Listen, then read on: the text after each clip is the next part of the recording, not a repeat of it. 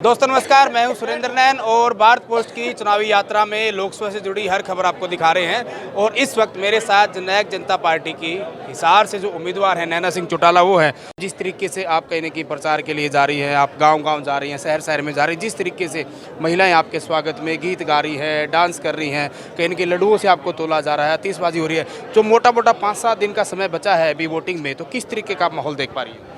ये बहुत अच्छा है। महिला शक्ति बहुत ज़्यादा मेरे साथ जुड़ी हुई है। मुझे इतना मैं कह रही हूँ उत्साह दे रही हैं वो।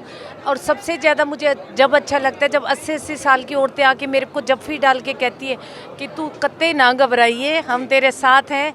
और वो हादसा होने के बाद तो बहुत सारी महिलाएं मुझे प्रोटेक्ट करती है, वो मुझे बहुत अच्छा लगता है। जब 80 साल की औरत आके कहती है कि बेटा तू कत्ते ना डरिए, मैं तेरे गेल हूँ, तू कहे तो मैं गाड़ी में बैठ जाऊँ, मैं पछाड़ दूँगी छोरा ने। तो मेरे को अच्छा लगता है कि देखो कितनी इनके मन में एक प्यार ममता है जो मेरे लिए मुझे प्रोटेक्ट करने के लिए आ रही हैं। मैं हादसे की बात करूँगा, लेकिन उससे पहले जिस तरीके से आप भाषण दे रहे थे, आपने कहा कि जो बड़ी पार्टियां हैं कहीं न कहीं उनको वोट मत दो, जो रीजनल पार्टियां हैं उनको कहीं न कहीं अपना नुमाइंदा बनाकर भेजो ताकि आपकी आवाज़ उठा सके। लेकिन मैं बीजेपी की बात करूँ, कांग्रेस की बात करूँ, वो लगातार कह रहे हैं कि इनेलो और जेजेपी तो मुकाबले में ही नहीं है, महन मुकाबला दोनों बीच मान रहे हैं। सुरेंद्र, हर आदमी मुकाबले में होता है। सुबह जब वो उठता है ना तो 4 प्रतिद्वंदी खड़े होते हैं, चारों जीत का संकल्प लेके घर से निकलते हैं। जनता जनार्दन ने वोट देना, ना उसके हाथ में वोट, ना बीजेपी के, ना कांग्रेस के, ना जेजेपी के, ना इनेलो के, चारों के हाथ में नहीं है। लोगों ने देने वोट तो हर आदमी जो है वो सुबह उठ के एक जीत का संकल्प लेके निकलता है।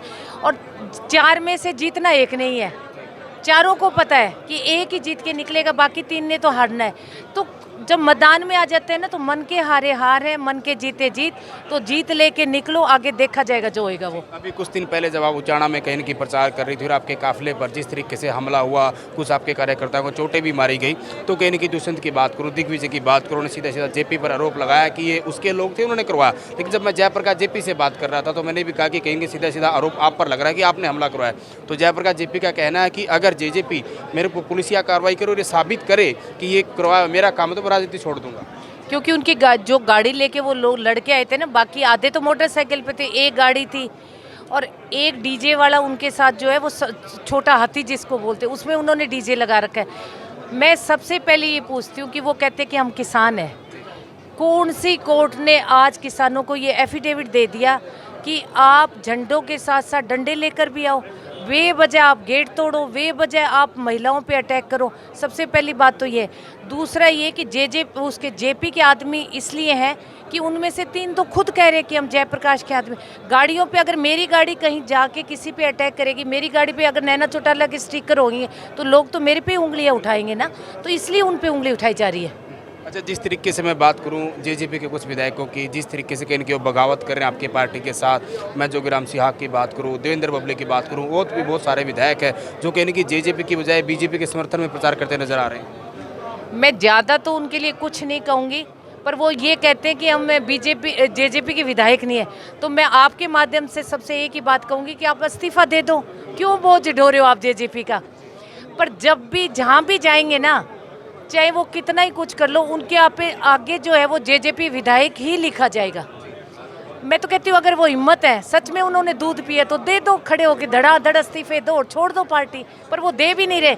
वही बात है, बकरी के मुंह में तुम्बा नहीं ठहरता। उनके पास ये विधायकी जो है इनसे हजम नहीं हो रही। जिस तरीके से आप भी बारडा से विधायक हैं और सरकार जिस तरीके से अलग मत में है, जब से 3 निर्दलीय विधायकों ने समर्थन वापस लिया है, हालांकि आपकी तरफ से पत्र भी लिखा जा चुका है, राज्यपाल की तरफ से, भूपेंद्र सिंह हुड्डा की तरफ से लिखा जा चुका है, तो कैसे देखते हैं आप जो विधानसभा में परिस्थिति बनी हुई है? सरकार पूरी घिरी हुई है चारों तरफ से, पर मैं जो विधायक कांग्रेस की तरफ गए हैं, मैं आज भी उन पे विश्वास नहीं करती। मुझे मैंने क्योंकि 4.5 महीने विधानसभा के अंदर इनको बहुत गहराई से देखा है कि ना तो हुड्डा साहब बीजेपी की सरकार गिराएंगे, क्योंकि वो 4.5 साल बिल्कुल घुटनों के बल जो है वो बीजेपी के सामने बैठे रहे। इतने एलिगेशंस जो थे वो कभी खड़े होके नहीं बोले, कभी भी उन्होंने आवाज़ ही नहीं उठाई। उनके किरण चौधरी जी बोलती थी, मैंने देखा है उनको कि, पर वो किरण चौधरी के लिए भी कहते थे बैठ जाओ भी, सामने वालों के खिलाफ मत बोलो। वो सरकार नहीं गिराएंगे, वो महामहिम के पास भी मेरे को लगता है नहीं जाएंगे, ना वो फ्लोर टेस्ट के लिए कहेंगे।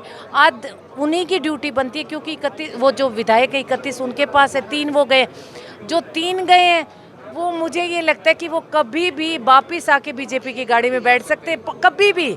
मैंने उनको पलटी मारते हुए विधानसभा में देखा है। इसी कड़ी में एक सवाल और आपसे जानना चाहूँगा, क्योंकि जब तक तो आप गठबंधन में थे और आपने खुद वो वाक्य बताया कि मनोहर लाल खट्टर जब मुख्यमंत्री थे तो लोगों को फ़ोन कर रहे थे, खासकर आपने अपने देवर का उदाहरण बताया, बलराज कुंड का, वो वाक्य बताइए।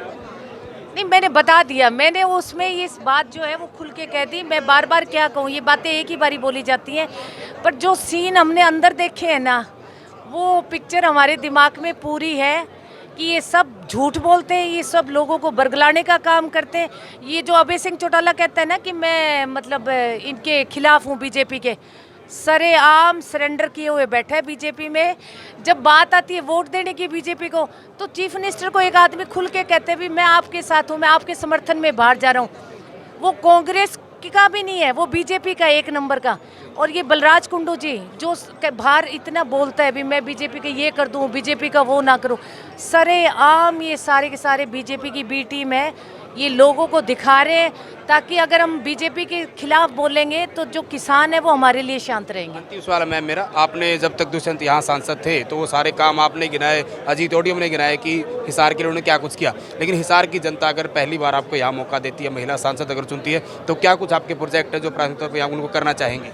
देखो, मैं पहली बार विधानसभा बन के गई, विधानसभा में गई हूँ, तो मुझे डबवाली से मेरा एक मोटो था कि मैं महिलाओं को जो है वो आगे लेके आऊँ।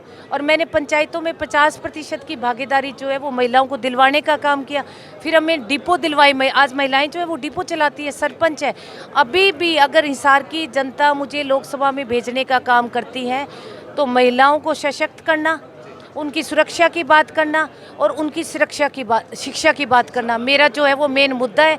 और जो मेरे नौजवान बच्चे हैं जो आज नशे की गर्त में चले गए, उनकी आवाज़ उठाना मेरा सबसे बड़ा कर्तव्य है। मैम बातचीत कर रही, तो ये थी नैना सिंह चौटाला, जिन्होंने कहीं ना कहीं जो है वो यहाँ हिसार लोकसभा से जीत को लेकर दावा करके से दुष्यंत चौटाला ने यहाँ का सांसद रहते जो हिसार का विकास कराया। अगर इनको भी हिसार की जनता अगर मौका देती है तो वो और ज़्यादा हिसार के विकास में जो अपनी भूमिका निभाएगी। लेकिन आखिर आपको क्या लगता है, क्योंकि तमाम उम्मीदवार जो है वो कहीं ना कहीं जीत को लेकर दावा कर रहे हैं, लेकिन हिसार में जिस तरीके का मुकाबला बना हुआ है, हिसार से इस बार कौन सांसद बनने वाला है, कमेंट के माध्यम से अपनी प्रतिक्रिया जरूर दें।